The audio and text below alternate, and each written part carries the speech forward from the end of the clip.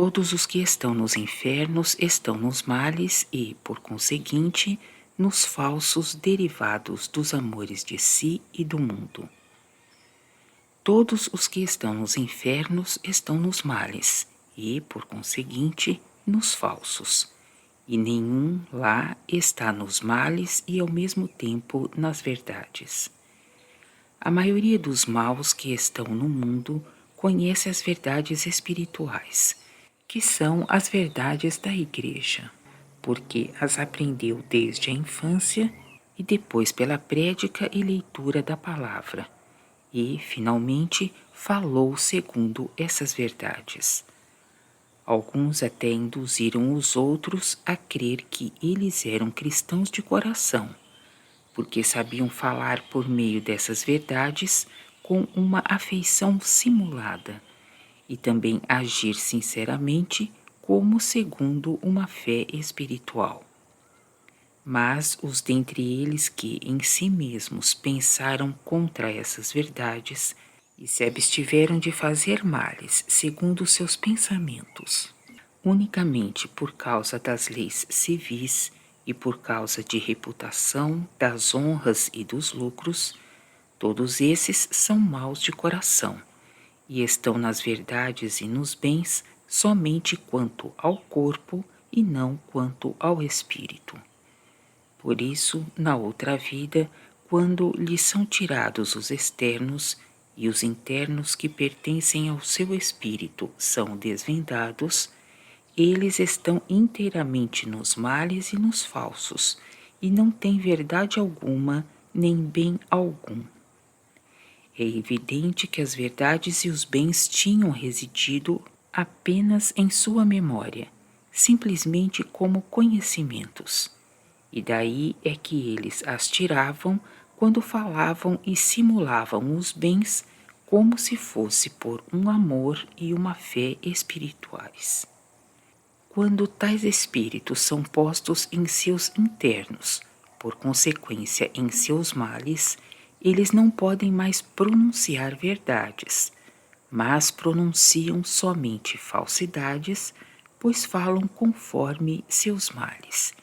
E é impossível, segundo os males, pronunciar verdades, porque então o espírito não é outra coisa senão seu mal, e do mal procede a falsidade.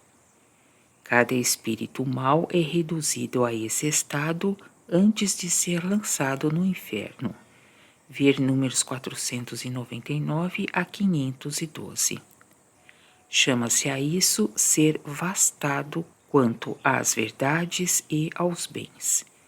E a vastação é simplesmente a imersão nos internos, assim no próprio espírito, ou no espírito mesmo. Ver sobre esse assunto o número 425.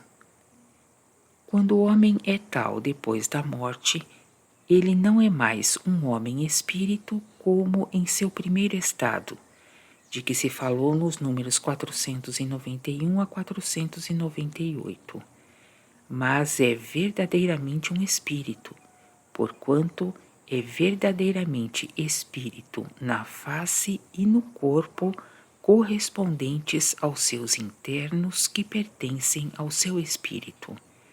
Assim, na forma externa, que é o tipo ou a efígie de seus internos. Tal é o espírito depois do primeiro e do segundo estados de que se falou acima. Se, pois, ele é visto, é logo conhecido tal qual é, não apenas pela face, como também pelo corpo, e, além disso, pela linguagem e pelos gestos. E, como então ele está em si mesmo, só pode estar onde estão os seus semelhantes. Há, com efeito, comunicação das afeições, e daí dos pensamentos, de todos os modos no mundo espiritual. É por isso que o espírito é levado para seus semelhantes como por si mesmo, porque é levado por sua afeição e pelo prazer dessa afeição. Ainda mais, ele se volta também para o lado onde eles estão, porque assim ele aspira sua vida, ou tira livremente sua respiração, mas não quando se volta para um outro lado. É necessário que se saiba que a comunicação com os outros, no mundo espiritual, se faz segundo a conversão da face. E os que estão com alguém em um semelhante amor, estão continuamente diante de sua face, e isto seja qual for a posição de seu corpo. Ver número 151. Daí vem que todos os espíritos infernais se voltam para o lado oposto ao Senhor, para o escuro e o tenebroso que lá substituem o sol e a lua do mundo, e que todos os anjos do céu se voltam para o Senhor como sol do céu e como lua do céu. Ver números 123, 143, 144 e 151. Disto agora se pode ver que todos os que estão nos infernos estão nos males e daí nos falsos, e também estão voltados para seus amores. Todos os espíritos nos infernos, examinados em alguma luz do céu, aparecem na forma de seu mal, porque cada um é a efígie de seu mal, pois em cada um os interiores e os exteriores fazem um, e os interiores se tornam visíveis nos exteriores, que são a face, o corpo, a linguagem e os gestos. Assim, à primeira vista, eles são reconhecidos quais são. São, em geral, formas de desprezo para com os outros, de ameaças contra os que não lhes têm veneração, formas de ódios de vários gêneros e também formas de vinganças de vários gêneros. Atrocidades e crueldades aparecem de seus interiores por essas formas. No entanto, quando os outros os louvam, veneram e adoram, a face deles se contrai, e nela se manifesta como uma alegria produzida pelo prazer. Todas essas formas, tais como aparecem, não podem ser descritas em poucas palavras, porque não há uma semelhante à outra. Somente entre os que estão no mesmo mal e, por conseguinte, na mesma sociedade infernal, há uma semelhança comum pela qual, como plano de derivação, as faces de cada um lá aparecem em uma certa semelhança. Em geral, suas faces são medonhas e privadas de vida, como a dos cadáveres. Em alguns, elas são pretas, em outros, abrasadas como tochas, em outros, desfiguradas por pústulas, varizes e úlceras. Em muitos não se vê a face, mas, em vez disso, alguma coisa de cabeluda e óssea. Em alguns, só se vêem os dentes. Seus corpos são também de uma forma monstruosa, e sua linguagem é como ditada pela ira, ou pelo ódio, ou pela vingança, porque cada um lá fala conforme seu falso, e o som de sua voz está em relação ao seu mal. Em uma palavra, eles são todos imagens de seu inferno. Não foi permitido ver qual é a forma do inferno mesmo em geral.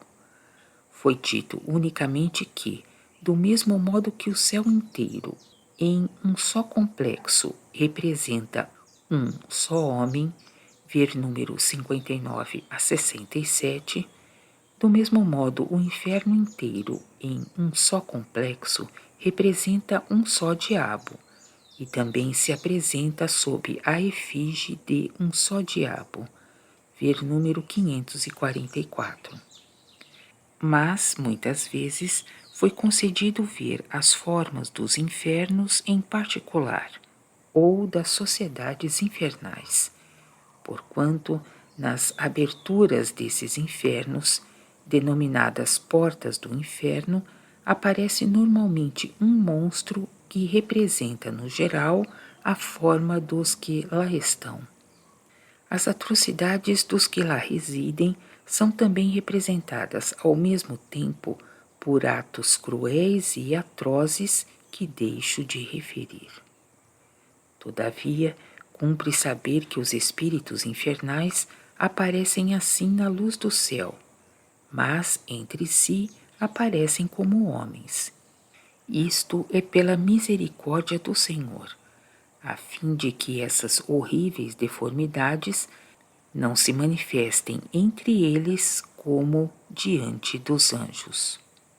Mas essa aparência é uma ilusão, porque desde que alguma luz do céu penetra neles, suas formas humanas são mudadas em formas monstruosas, quais são em si mesmas, como acima se disse.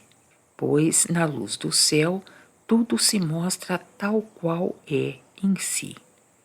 É daí também que eles fogem da luz do céu e se precipitam na sua luz, que é como a luz dos carvões em brasa e, em alguns lugares, como uma luz de enxofre inflamado. Mas esta luz é também mudada em escuridão completa quando alguma luz do céu lá penetra. É por isso que se diz que os infernos estão na escuridão e nas trevas, e que a escuridão e as trevas significam os falsos do mal, quais são nos infernos.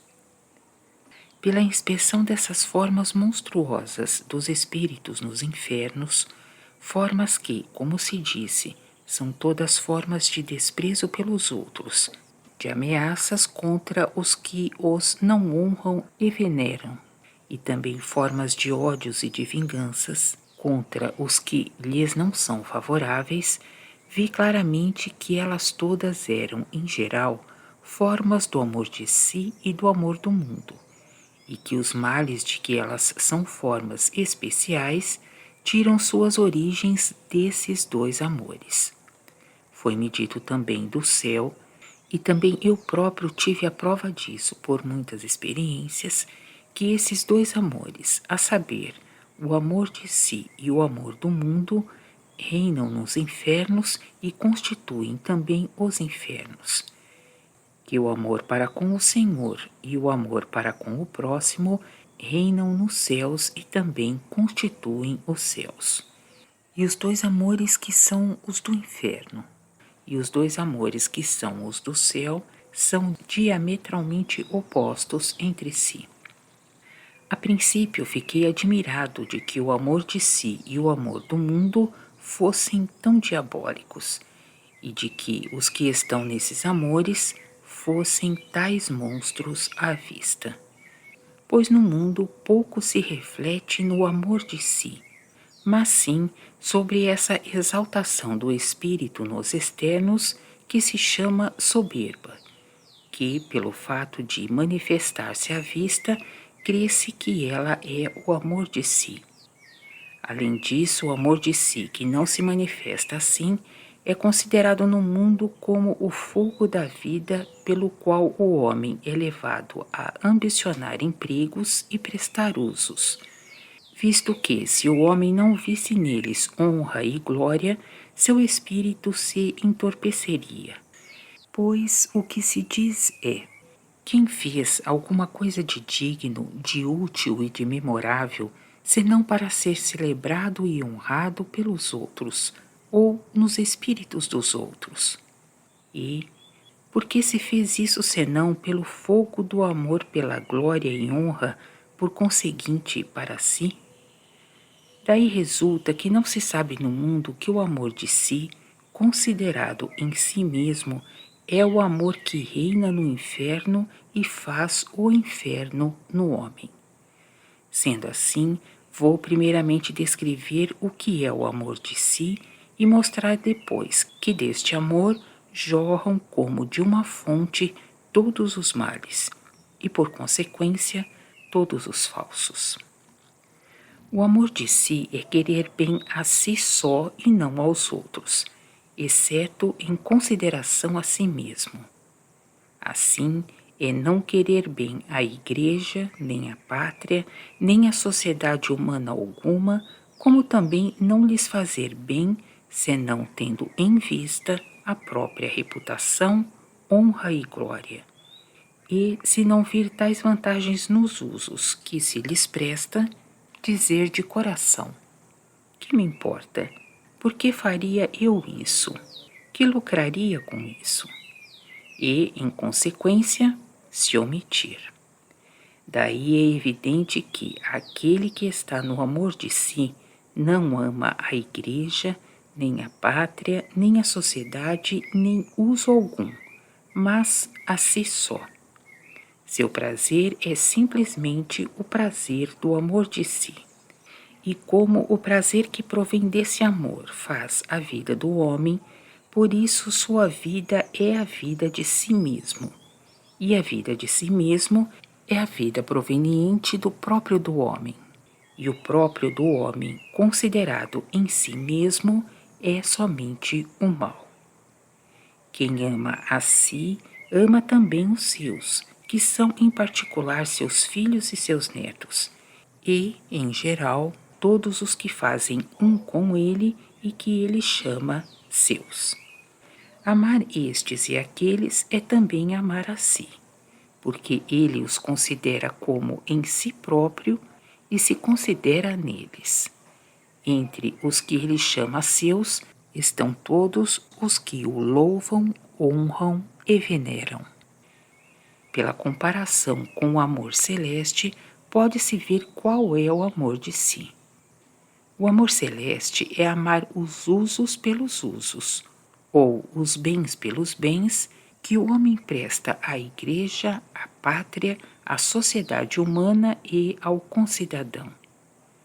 É isso amar a Deus e amar ao próximo, porque todos os usos e todos os bens procedem de Deus e também são o próximo que se deve amar. Mas quem os ama por causa de si, só os ama como servos, porque estão ao seu serviço. Daí é que aquele que está no amor de si quer que a Igreja, a pátria, as sociedades humanas e seus concidadãos o sirvam, e não ele a eles. Esse se coloca acima deles e os põe por baixo de si. Daí é que, quanto mais alguém está no amor de si, mais se afasta do céu, porque mais se afasta do amor celeste. Primeiro, além disso, quanto mais alguém está no amor celeste, que é amar os usos e os bens, e ser afetado por um prazer do coração, quando os presta à Igreja, à pátria, à sociedade humana e ao concidadão, mais ele é conduzido pelo Senhor, porque o Senhor mesmo está nesse amor e esse amor vem do Senhor. Mas, quanto mais alguém está no amor de si, qual amor é prestar usos e bens por causa de si, mais é conduzido por si mesmo. E quanto mais alguém é conduzido por si mesmo, mais não é conduzido pelo Senhor. Daí resulta também que, quanto mais alguém se ama, mais se afasta do divino e, por conseguinte, do céu. Ser conduzido por si mesmo é sê-lo por seu próprio, e o próprio do homem nada é senão o mal, porque é seu mal hereditário, que consiste em amar a si de preferência a Deus e em amar ao mundo de preferência ao céu. O homem se coloca em seu próprio e, assim, em seus males hereditários, tantas vezes quantas ele visa a si mesmo nos bens que faz, porque ele volta a sua vista dos bens para si, e não de si para os bens. Por isso é que ele põe nos bens a sua imagem, e não alguma imagem do divino. Que assim aconteça é também o que me foi confirmado pela experiência. Há maus espíritos cujas habitações estão na plaga média entre o norte e o ocidente, por baixo dos céus, que excedem na arte de colocar os espíritos probos nos próprios deles, e, desse modo, em males de diversos gêneros. Isto eles fazem levando-os a pensamentos sobre si próprios, quer abertamente por elogios e honras, quer clandestinamente por determinações de suas afeições para si mesmos. E quanto mais eles agem assim, mais desviam dos céus as faces dos espíritos probos, e tanto mais também obscurecem o entendimento deles e fazem sair os males de seu próprio.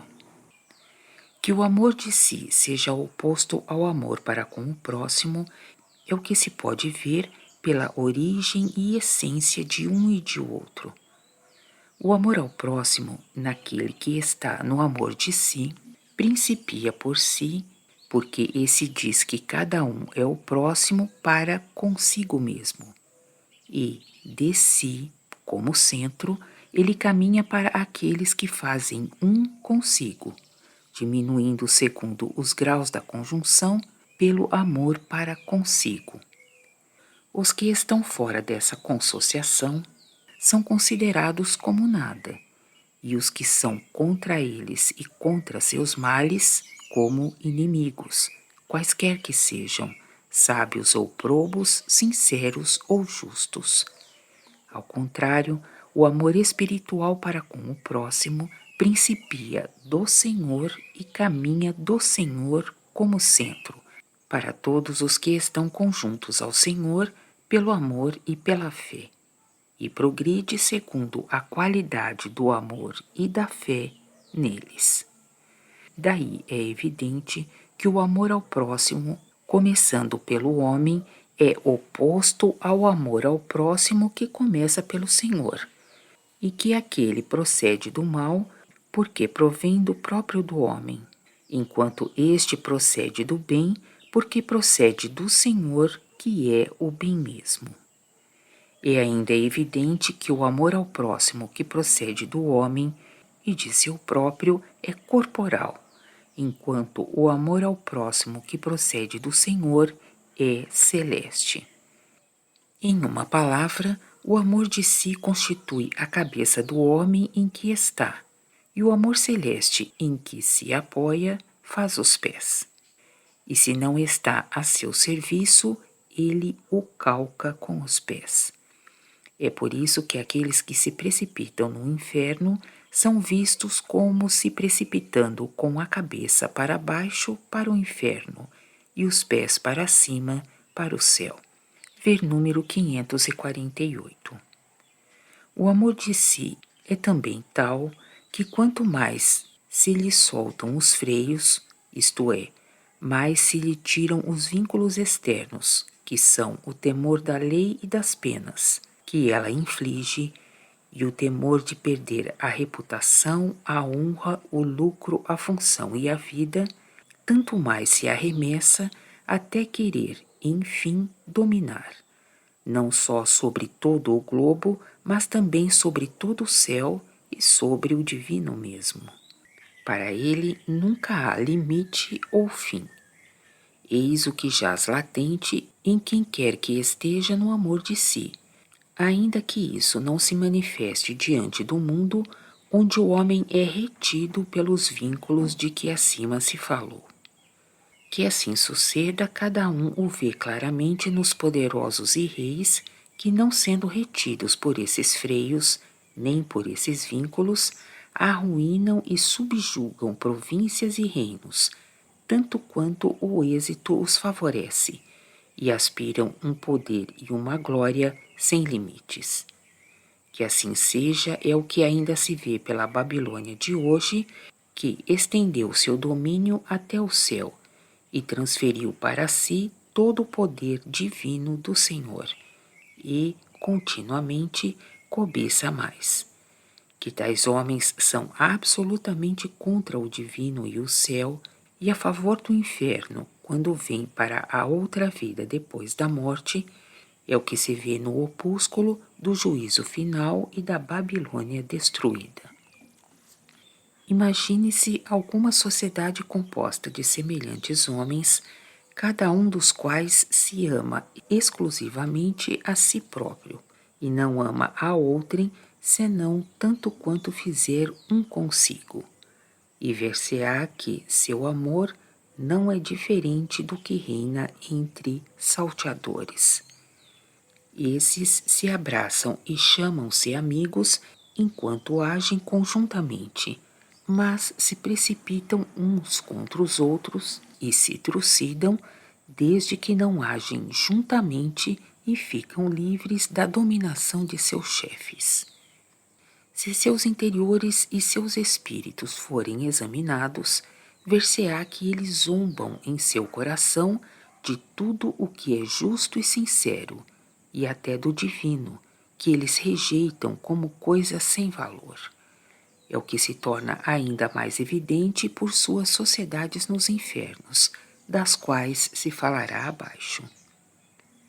Os interiores que pertencem aos pensamentos e às afeições dos que se amam acima de todas as coisas são voltados para si próprios e para o mundo, e assim avessos ao Senhor e ao céu.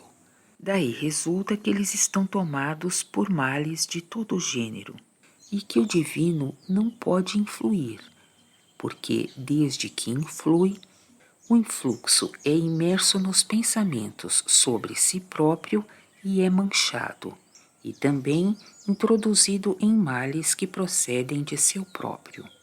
Daí é que todos eles, na outra vida, olham para o lado oposto ao Senhor, e para o objeto escuro que lá substitui o sol do mundo, e que é diametralmente oposto ao sol do céu, que é o Senhor. Ver número 123. A escuridão significa o mal, e o sol do mundo, o amor de si. Os males nos que estão no amor de si são, em geral, o desprezo pelos outros, a inveja, a inimizade contra todos os que não lhe são favoráveis, a hostilidade que daí resulta, os ódios de todo gênero, as vinganças, as astúcias, as fraudes, a desumanidade e a crueldade. E quanto às coisas da religião, é não só o desprezo pelo divino e pelas coisas divinas, que são as verdades e os bens da Igreja, mas ainda uma cólera contra elas, a qual se converte também em ódio quando o homem se torna espírito. Então, não só ele não tolera ouvi-las, como até se abrasa de ódio contra todos os que reconhecem e adoram o divino. Falei com um certo espírito que no mundo tinha sido poderoso e se amara a um grau superior. Quando ele apenas ouviu nomear o divino, e principalmente quando ouviu nomear o Senhor, o ódio se apoderou dele com tal ímpeto de cólera que ele se abrasava com o desejo de matar. Esse mesmo espírito, quando os freios de seu amor eram soltos, desejava ser diabo, a fim de poder, pelo amor de si, infestar continuamente o céu. É também isso o que desejam muitos dos que são da religião papal, quando na outra vida eles percebem que todo o poder pertence ao Senhor e que eles não têm poder algum. Vi alguns espíritos na plaga ocidental do lado do sul, que diziam que no mundo eles tinham sido constituídos em grande dignidade e mereciam ser preferidos aos outros e mandá-los. Os anjos examinaram quais eles eram interiormente e descobriram que, em suas funções no mundo, eles tinham visado não os usos, mas a sua própria pessoa, e assim se tinham preferido aos usos. Entretanto, como eles ambicionavam e desejavam com veemência mandar nos outros, foi-lhes concedido ficar entre espíritos que se ocupavam com negócios de alta importância, mas percebeu-se que eles não podiam prestar atenção alguma aos negócios de que se incumbiam, nem ver as coisas interiormente em si mesmas, e que eles falavam não pelo uso das coisas, mas por seu próprio, e que, além disso, queriam agir a seu bel prazer, segundo o favor.